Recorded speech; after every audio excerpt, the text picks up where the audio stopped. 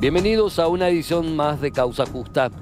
Las elecciones del gremio de abogados, de sus representantes ante el Consejo de la Magistratura, nuevamente nos convocó a todos quienes tenemos el honor de llevar una matrícula, de haber terminado la carrera y de poder en algunos casos ejercer o en otros casos estar del otro lado, siguiendo o aportando al crecimiento del Poder Judicial como abogado desde el punto de vista del ejercicio del periodismo, en esta carrera que tiene que ver por una justicia mejor. Y justamente con elecciones como la de ayer sábado, el gremio de abogados está llamado, este gremio, a ser actor clave en la necesaria transformación de la realidad que hoy tenemos en el servicio de justicia, en donde, si bien hay que reconocer logros logrados en un proceso institucional que fue acelerado en los últimos años por una Corte Suprema de Justicia y sus integrantes que tendieron de alguna manera o supieron interpretar lo que la gente quería, o la gente quería, o la gente necesitaba, mejor dicho, hoy estamos realmente ante la situación de que los paradigmas, más allá de los pasos dados, deben ser cambiados drásticamente y dramáticamente, por así decirlo. Hoy la ciudadanía, el pueblo, el ciudadano, la ciudadana, no cree en la administración de justicia, más bien tiene miedo. Sí, esa es la palabra.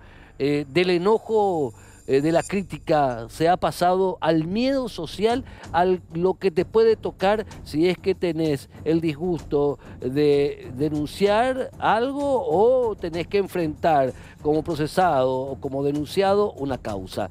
¿Por qué se da eso? Porque el miedo se origina en la inseguridad. Y justamente hoy día la justicia está asignada por esta idea general. La justicia hoy día en Paraguay es sinónimo de inseguridad en no pocos tribunales, en donde a mayor poder, mayor posibilidad de salir airoso de un caso o de lograr éxito de un caso. Y también así, a menor contacto, a menor poder, a una situación de mayor indefensión, mayores las posibilidades que la diosa Astrea con su propia espada te dé algo o te dé un sablazo por la espalda, porque eso es así es lo que ve desde afuera la gente de la Administración de Justicia. Es por eso que el gremio de abogados, más allá de su propia interna, más allá de su propia dinámica, más allá de su propia responsabilidad, está llamado a ser parte activa del necesario cambio de las cosas, del status quo que hoy día empobrecen, ensombrecen a la Administración de Justicia. Y esa es una responsabilidad de la cual no podemos escapar nadie. Nadie que ha terminado su carrera y que ha defendido su tesis doctoral incluso. La administración, en la carrera de Derecho, digo bien, la carrera de Derecho no termina cuando uno da el examen final o defiende su tesis. Ahí realmente comienza. Más allá que sea uno servidor público o no. Y esa carrera judicial, fuera de la Administración de Justicia, nos impone un deber moral de ayudar a que la justicia realmente sea un servicio. A la vuelta del corte, el primer tema del día de hoy. En el Paraguay, la edad mínima para contraer matrimonio civil son los 18 años.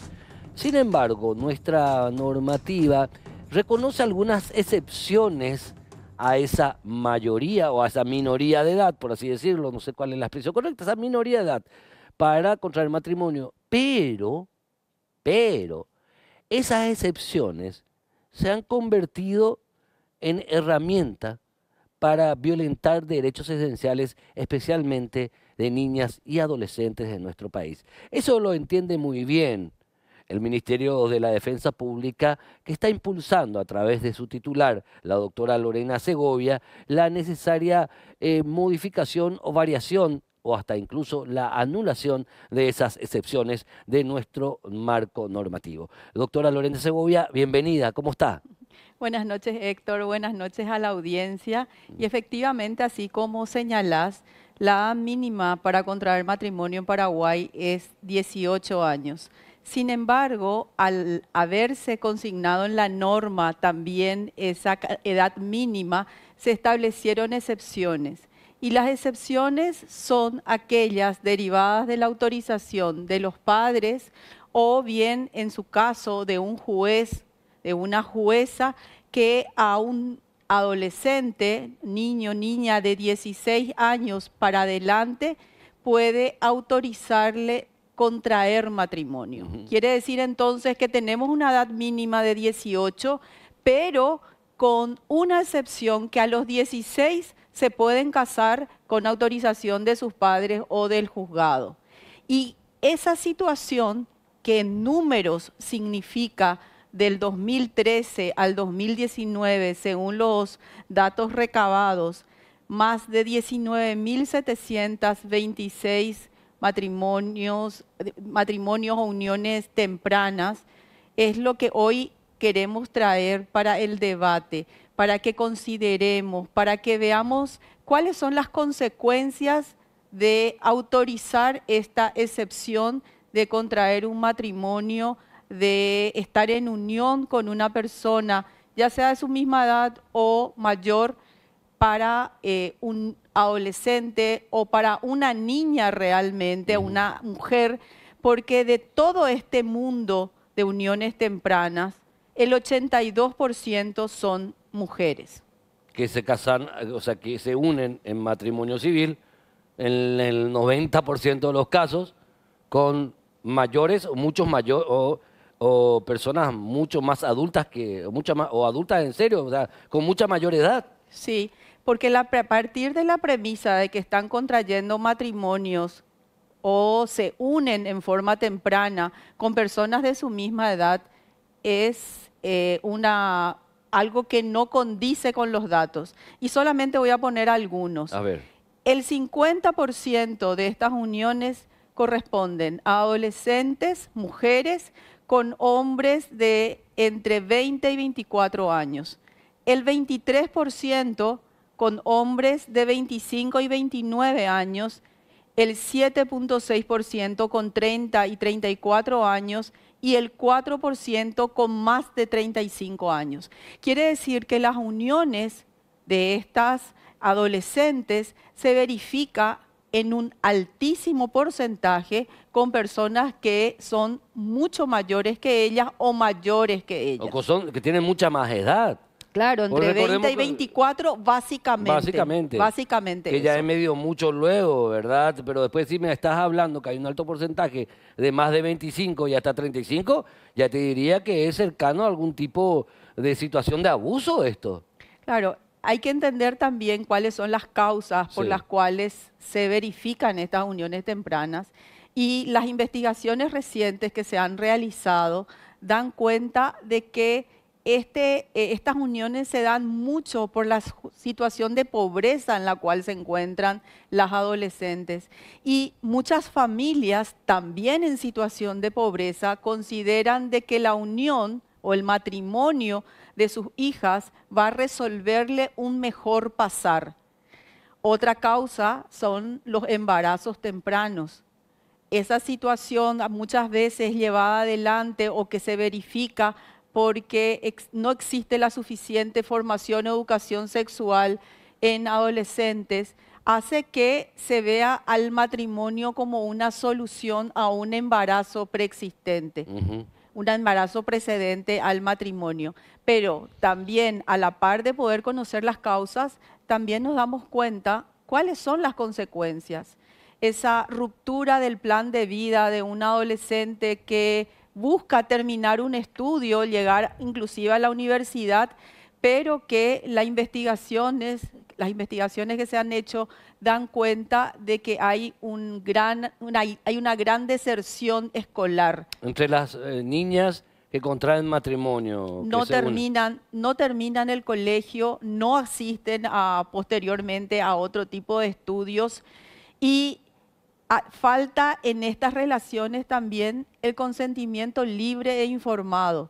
Un adolescente de 16 años que contrae matrimonio asume el rol de señora, como estamos acostumbrados a decir acá en Paraguay, con lo cual se responsabiliza no solamente del cuidado del hogar y las tareas domésticas, sino también del cuidado de los hijos e incluso de personas mayores que habiten en la misma vivienda y a quien también tienen que cuidar. Entonces, estamos acelerando todo un proceso de responsabilidades sobre los hombros de adolescentes que podrían tomar esta decisión, pero ya habiendo adquirido las 18 años de edad, sin excepciones. Esto ya se planteó en su momento y nuevamente surgió la excepción.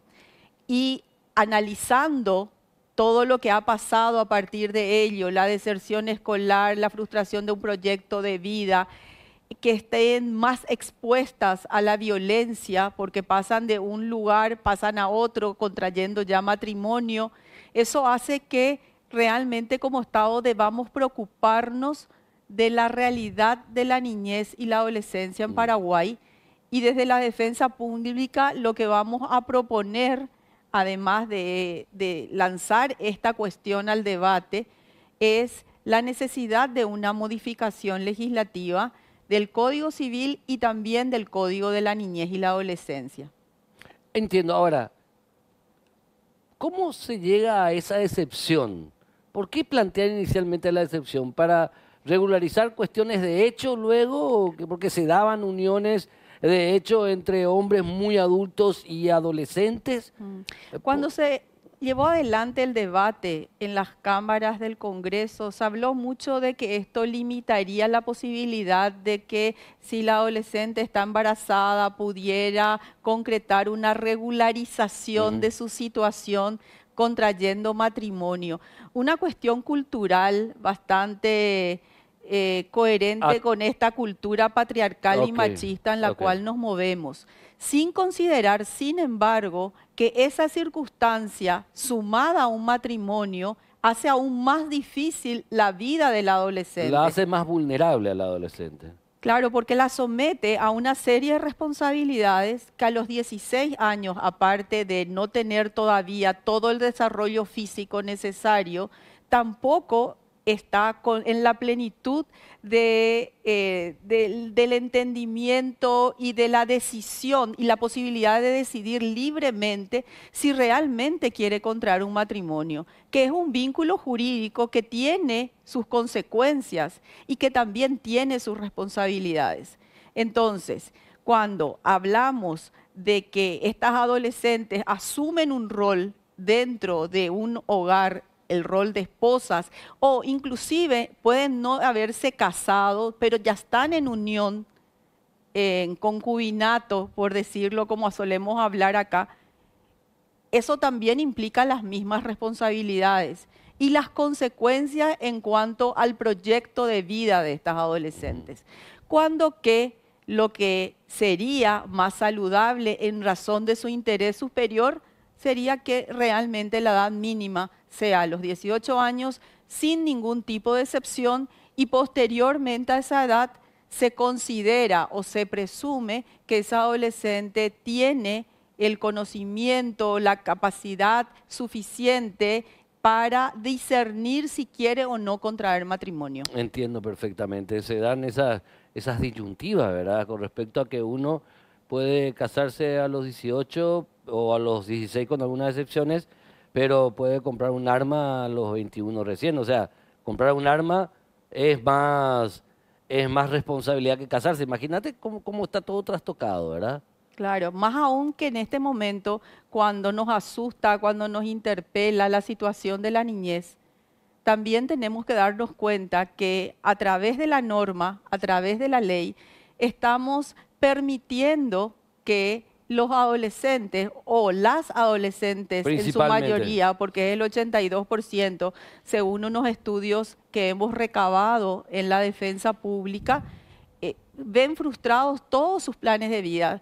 En este estudio que llevó adelante Plan Internacional a través del estudio de encuestas, de datos que tiene el INE, y también de entrevistas a adolescentes que han contraído matrimonio, están en uniones tempranas, lo que se repite en forma constante es esa frustración por no terminar los estudios. Y además, o por no haber alcanzado un sueño que se habían planteado desde un inicio. Pero también otra cuestión, ¿quién sabe, y no sé si eso está contabilizado o estudiado o segmentado, la cantidad de estos casi 20.000 de estas casi 20.000 uniones en matrimonio civil que se dieron para tapar un caso de abuso, para que la familia tape un caso de abuso, por la vergüenza, entre comillas, imagínate, se tiene vergüenza de la que fue víctima de un abuso, entonces ¿qué hacemos?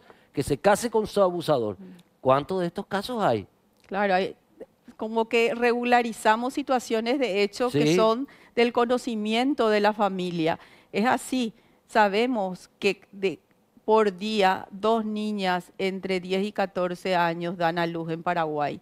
Entonces, todo este contexto que hoy somos tan conscientes a nivel de sociedad respecto al abuso sexual infantil, tenemos que cerrar el círculo de posibles filtraciones o posibles incidencias en la vida de los adolescentes a partir de una modificación que simplemente va a señalar de que la edad mínima para contraer matrimonio es 18 años. Y quiero señalar finalmente también, Héctor, que en las entrevistas que se hicieron a raíz de este estudio preliminar para que da por cuenta esta decisión de la defensa pública de solicitar o de plantear la modificación legislativa, las adolescentes en todo momento han referido que si pudieran tomar una decisión, recomendarían y hubiesen decidido no contraer matrimonio o Claro. no unirse de hecho a esa edad. Si para los adultos supuestamente formados y capacitados nos es tan difícil llevar a cabo una convivencia con hijos, matrimonio, imaginémonos la situación de una niña de 16 años que para más, ¿dónde sabemos? Su primera vez, su primera relación sexual fue un caso de abuso, y entonces se embaraza y la familia, para no pasar vergüenza, entre comillas, se le obliga a casarse con quien realmente no fue su pareja, ni su amor, sino su abusador. ¿Cuántos de esos casos hay, doctora Lorena Segovia? Y sí, porque la investigación que se realizó da cuenta de eso justamente, Sí. de que las adolescentes que toman la decisión lo hacen presionadas muchas veces por su realidad familiar, sus padres, la situación de pobreza, de carencia en la cual se encuentran, estaban en situación de realizar algún trabajo infantil. Y ese contexto de exclusión muchas veces lleva a tomar decisiones impuestas por las circunstancias o por sus familias que finalmente son mucho más negativas y adversas para su desarrollo integral. Doctora Lorena Segovia, ministra de la Defensa Pública, muchas gracias. Gracias, Héctor. Muchas gracias por esta oportunidad. Vamos a continuar con el análisis de este caso que realmente va a traer mucha cola porque más allá del planteamiento formal desde el punto de vista legislativo, también está lo que está detrás, el debate sobre el matrimonio infantil en Paraguay, algo de lo que no se habla mucho. A la vuelta al corte vamos a hablar con respecto a los jardines de Remancito, pero del otro lado vamos a hablar con el representante de algunos de los ocupantes y poseedores de varias de las fincas que están asentadas o de las propiedades que están asentadas en esa ya famosa finca ahí en Remancito. A la vuelta al corte. Doctor Juan Claudio Gaona, representante legal de algunos de los ocupantes que se presentan ya como propietarios legítimos de alguna de las propiedades que están dentro de esta famosa finca ya ahí en Remancito. ¿Cómo estás, doctor? Bienvenido. Un placer saludarte y te reitero de que yo apenas soy abogado. No Sí, soy doctor. sí, claro, nos acostumbramos a decir doctor. Yo también, yo soy abogado y cuando me dicen doctor me callo nomás ya, pero bueno, abogado y abogado, está bien. Abogado Juan Claudio Gaona. Gracias. Abogado, ¿cómo podemos en esta etapa del campeonato de este caso describir lo que está pasando? Y la situación realmente es bastante incierta por la cantidad de documentos que se están presentando dentro del proceso de las diligencias preparatorias. Me tocó ver las presentaciones de varios colegas y cada uno estuvo agregando una u otro tipo de documentación que hacen a la posesión de cada uno. Indudablemente el dominio tiene el Estado, pero la posesión es el mejor derecho en ese sentido. Y existen, como te digo, innumerables documentaciones. Y ahí quiero particularizar una situación, por ejemplo, en la cual se hicieron inversiones en algunas de estas propiedades, particular y especialmente en el caso del señor Classen, que él hizo una chanchería, tiene guía de traslado, crió peces y también hizo una reforestación y eso requirió una inversión importante. Claro. Pero ¿qué pasó? Comenzó con eso y vino la inundación. Llevó todo. No quedó nada. Él ni siquiera pudo recuperar su inversión. El caso del señor Keller, que quiso hacer un avistamiento de pájaro para las personas que vienen de Europa y que tienen esa afición, y bueno, tampoco pudo, ¿verdad? En el caso del señor Friesen, él solamente tiene la propiedad. El señor Bertolt también solo la propiedad, no tiene construcciones, no tiene nada más, más que el inmueble. Pero sí algunas mejoras en la parte de la ribera del río, donde sí se elevó la cota y bueno, cada uno hizo una inversión que probablemente más tarde o más temprano la intención es recuperar eso, o como ya nosotros planteamos en su momento, que es buscar el usufructo.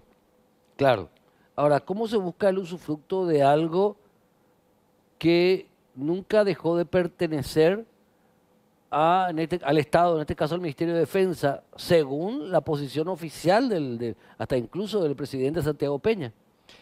Fíjese, fíjate, Héctor, nosotros nos remontamos a un título de propiedad de 1990. Esa propiedad se le vende al señor Pedro Duarte Ferreira y se inscribe el 25 de abril del 90. Y a partir de ahí se hicieron una serie de ventas de derechos y acciones. Pasaron 30 años. Y después en el 2016 o 17, la Procuraduría a través de un juicio anula ese título. Mientras tanto, cualquier persona que haya comprado, estaba comprando algo legal. Entonces, ya que no podemos llegar a un acuerdo en este momento con la gente del Estado, nosotros le proponemos el usufructo y tenemos como referencia que la firma TOSA tiene todo su campo de golf arrendado en usufructo al mismo Ministerio de Defensa. No a la misma finca. Toda la misma finca. A toda la misma finca, porque esa finca mide 9.000 kilómetros. Perdón. Son 9.000 hectáreas, ¿puede ser? Aproximadamente. Es mucho 9.000 hectáreas. Es prácticamente una ciudad, ¿verdad? Sí, así mismo. ¿Asunción cuántas miles de hectáreas de el microcentro de Asunción?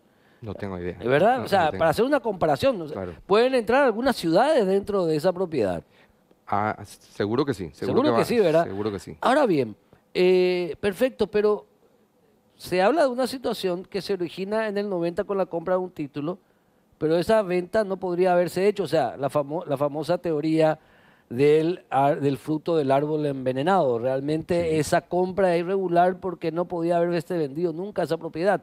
O sea, ese acto de la compra es ilegal y por ende todo lo que deriva de eso, la posición nomás te digo, lo que deriva de eso tiene efecto nulo.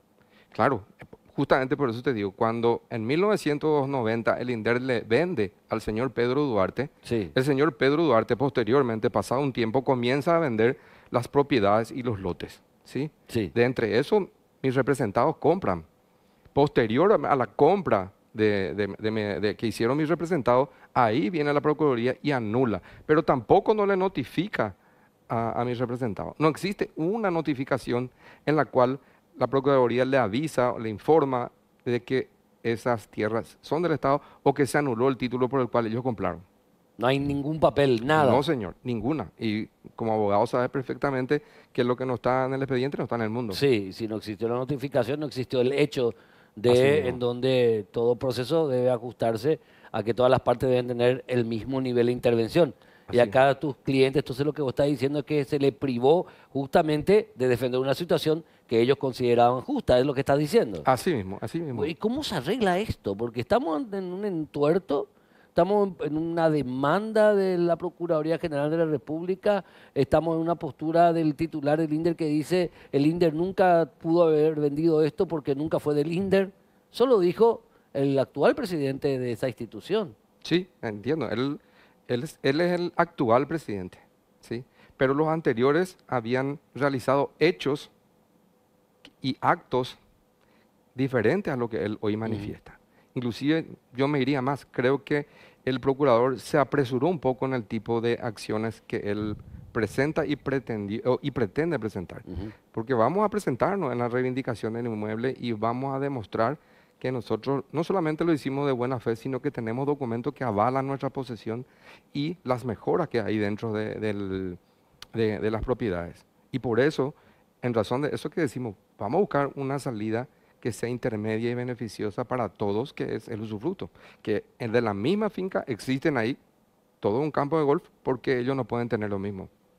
Ahora también otra cuestión, el tema de que la ocupación, ni siquiera estamos hablando de la invasión, que es una figura en el ámbito civil mucho más grave, ya en el ámbito penal incluso, pero la ocupación pacífica y sin ser notificada de la irregularidad de esa ocupación, aún así, eso no, cuando son propiedades del Estado, eso no genera efecto. Es nula la ocupación. Cierto. Para la obtención de algún tipo ya de propiedad vía título. ¿Cómo se subsana esa cuestión particular, doctor Dauna? Y yo entiendo que únicamente vamos a tener que sentarnos a negociar en algún momento. Acá no hay. Yo veo perfectamente y te digo, el dominio tiene el Estado y nosotros tenemos la posesión. Sí. Entonces, tenemos que sentarnos y ver cómo se puede solucionar esto. El dominio en este estado de cosas, más allá de lo que marca nuestra normativa civil con respecto a la propiedad, el dominio por parte del Estado, en este caso, ¿es sinónimo de propiedad o crees que no? En este caso en particular, porque todo lo que significa, a ver, el dominio para ser propiedad requiere una serie de acciones incluso. Sí.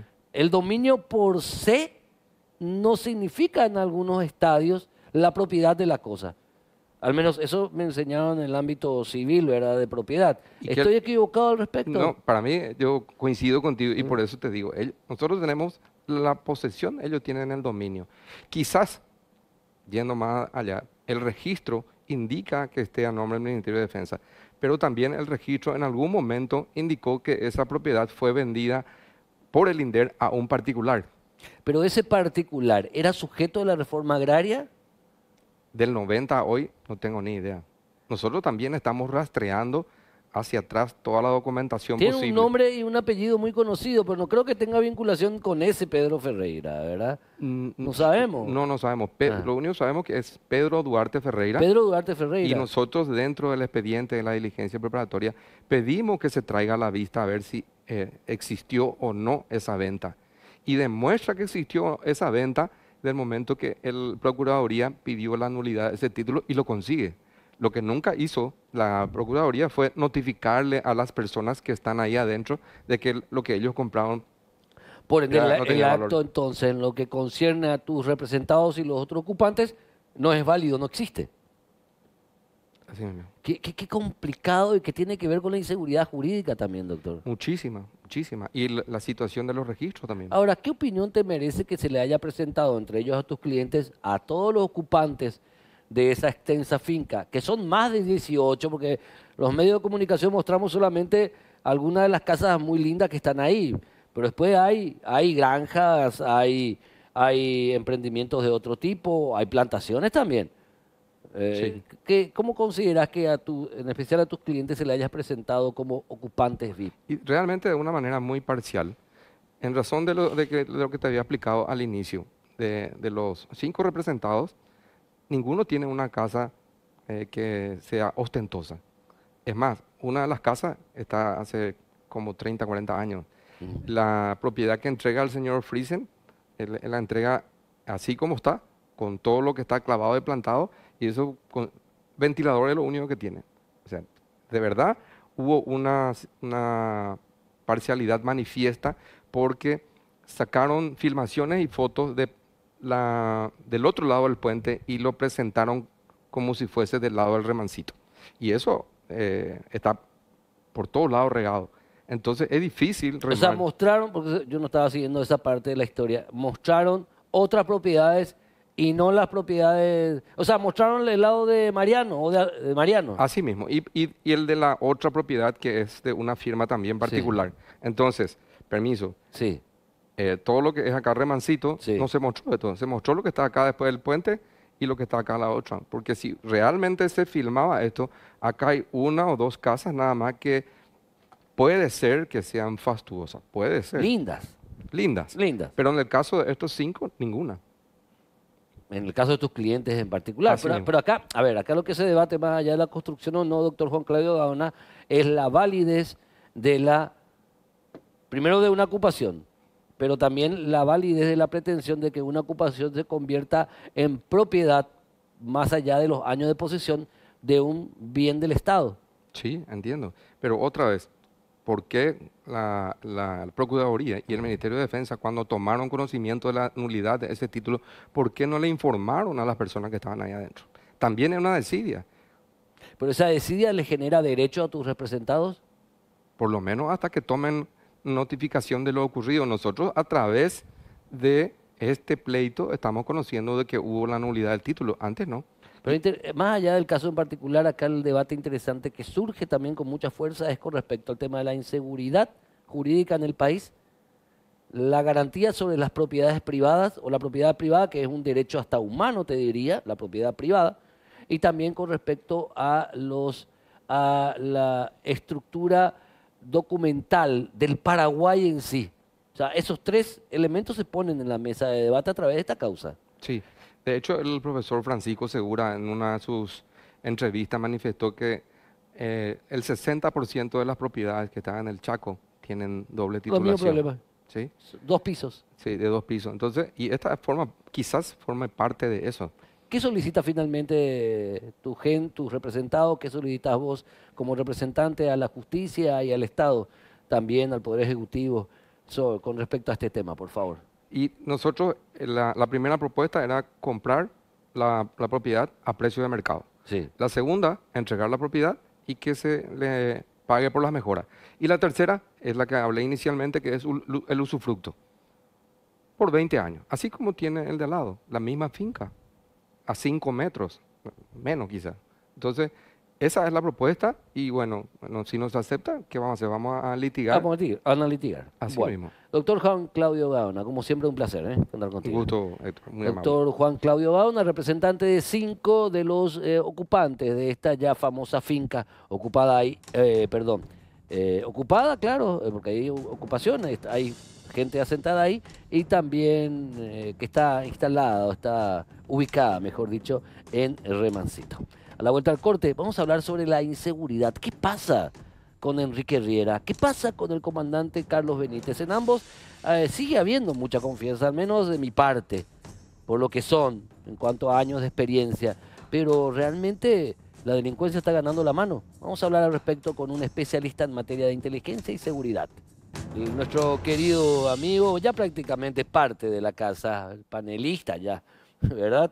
Hay que ver nomás cuánto le pagamos. Un abrazo, de repente, con eso está saldada la deuda. Tu amistad es mi mejor paga. Exactamente, ahí. José Amarilla, ¿cómo estás? Buenas noches.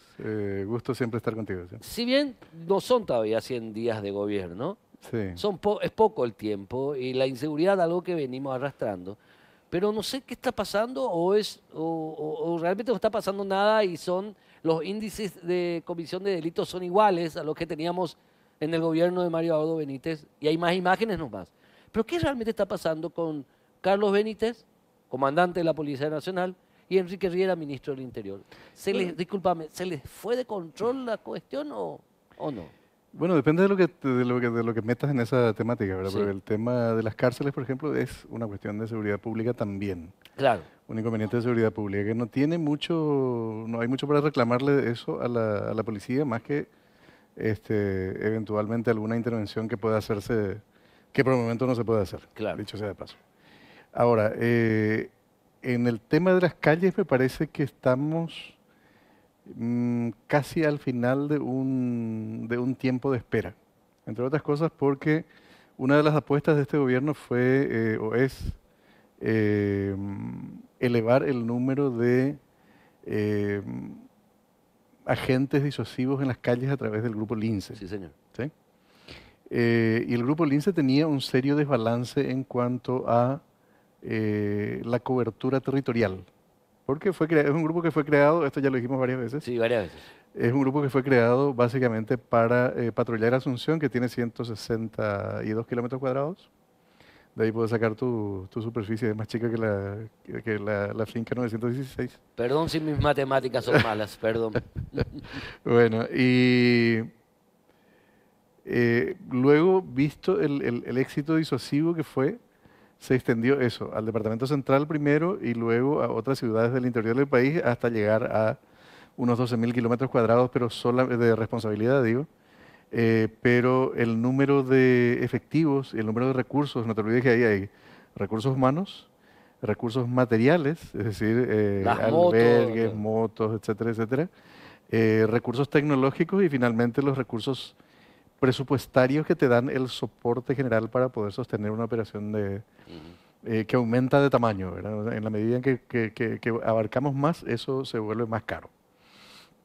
Bueno, no hubo un crecimiento armónico en esos 4 aspectos. Entonces, es como que a los linces se los vio menos y parecía que estaban desapareciendo. Bueno, ahora la apuesta del gobierno del presidente Peña fue, creo que duplicar o triplicar el número de efectivos de los linces, manteniendo la superficie cubierta por ellos para que el valor disuasivo, digamos, se sostenga a lo largo del tiempo. Pero eso no se puede hacer de inmediato.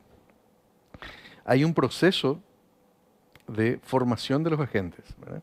O sea, no todos saben conducirse en motocicletas con suficiente habilidad como para hacer ese tipo de trabajo. No Para saben perseguir. disparar en movimiento. Claro. Hay un periodo de entrenamiento, digamos, ¿verdad?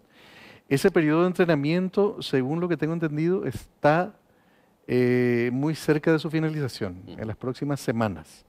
Mientras tanto, los índices en las calles sí se mantienen más o menos iguales a los que estaban, más o menos como No estaban es que anteriormente. ha explotado el tema. Explotó ya hace un par de años. O sea, Claro, a la vuelta de la pandemia, sí. o sea, tuvimos un decrecimiento muy significativo del número de casos delictivos, sobre todo callejeros, Porque nadie estábamos en la calle. porque no había gente en la calle, Sí. ¿verdad? Y luego, a la vuelta de la pandemia, empezó un proceso de ascenso que en términos estadísticos hizo una meseta, o sea, está a un nivel más o menos estable entre pequeñas bajas y subas en el número de casos. Porque ahí lo que tenemos que examinar es la frecuencia, o sea, la frecuencia es el número de casos ocurridos en cierto periodo de tiempo. La tendencia es si es más o menos estable, si es increciendo o si va disminuyendo, ¿verdad? Y la geolocalización, o sea, el mapeo de los eventos delictivos. Y el mapeo básicamente se fue dirigiendo hacia el Departamento Central e incluso algunos departamentos nuevos. Hay fenómenos que son relativamente nuevos, por ejemplo, el ataque, los asaltos en masa, en patota, masa. ¿verdad? En moto. En moto. O moto y gente caminando, pero en masa. Claro, esa es una 4 modalidad. o 5 motos y 8 o 10 personas, entre ellos mujeres, Sí. que atacan. Sí, es la protoformación de pandillas. Así mismo, ¿verdad? Probablemente estamos asistiendo, si el Estado paraguayo, que no se caracteriza por ser muy preventivo, si no toma medidas preventivas con un carácter relativamente urgente, entonces estamos asistiendo al inicio de la conformación de pandillas Y las delictivas. pandillas son otra cuestión en cuanto a dinámica delictiva. Es otra cuestión totalmente diferente, Sí, ¿verdad? es un fenómeno sumamente complejo también. Sí, muy complejo. Porque no es solamente un fenómeno delictivo y de violación de las leyes, sino a la larga tiende a convertirse en un fenómeno social, Ok. en una identificación de clase, en una dinámica que implica un estilo de vida, no solamente la comisión eventual de delitos, sino un estilo de vida que, digamos que no es muy compatible con lo que nosotros declaramos constitucional y legalmente que es nuestra república, ¿verdad? Ujú. Bueno, en ese sentido, entonces, respondiendo a lo que preguntabas, hay medidas y bueno, creo que hay que de las principales medidas, algunas están todavía en un periodo de espera, en un periodo de conformación, y también, por otro lado, hay una cierta falla o yo por lo menos veo una cierta falla en cuanto a la priorización, o sea, y a la comunicación de los fenómenos, ¿verdad? Que está vinculado con eso. ¿Qué es lo que se está priorizando? A mí no me queda muy claro. Yo no dudo de la buena voluntad. O sea, yo no creo que ningún ministro del Interior, viceministro del Interior, entre para salir mal. Ni para un irse por comandante de la ventana, Policía ni un comandante de la Nacional, policía. una Todos tontería. quieren O sea, el que llega a esos cargos Quiere hacer bien. quiere hacer bien las cosas y quiere que su gestión dure y deje algo para el futuro, ¿verdad? Deje algo que se pueda identificar, qué sé yo, nuevas unidades de transporte, nuevos equipos, armas, infraestructura, etcétera, etcétera. Normalmente el que llega a esas instancias, sobre todo en una materia que es tan cara a los sentimientos de la población. Los uruguayos dicen que en Uruguay hay 4 millones de técnicos de fútbol, porque todos tienen alguna Claro. propuesta para su selección.